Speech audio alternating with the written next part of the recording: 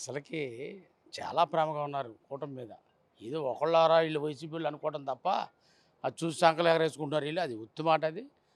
NDA కూటమి బాగా పరిపాలన చేస్తుంది అద్భుతంగా. ఇవాళ అమరావతినే డెవలప్ చేస్తూ ఉన్నారు. ఆ, కేంద్రం నుంచి నిధులు వస్తూ ఉన్నాయి. మరి ఆ రాష్ట్రం ఎంతవరకు అభివృద్ధి చేయాలో అంతవరకు చేయడానికి సిద్ధంగా చంద్రబాబు గారు, పవన్ కళ్యాణ్ గారు ఉన్నారు. అదేవిధంగా కూడా ఇవాళ వైసీపీకి ఓటేయడానికి కాదు కదా, ఇవాళ 11 సీట్లు వచ్చినాయి వాళ్ళకి.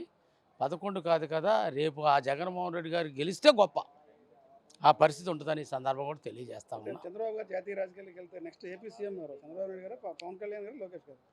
అది పార్టీ నిర్ణయిస్తుంది. అది కూటమి కూర్చొని నిర్ణయిస్తుంది. అది మాత్రం మేము చెప్పలేము. కానీ ఎవరైనా కానీ మేము చేయడానికి ఆ కూటమికి మేము సిద్ధంగా ఉన్నాం. మరి మా కోరిక అంటే ఉంటుంది. మీ కోరిక ఏంటి? మా కోరిక ఉంది, కూటమి ఉండాలి 30-15 ఏళ్ళు. సీఎం ఎవరైనా కానీ పనిచేయడానికి మేము సిద్ధంగా ఉన్నాం.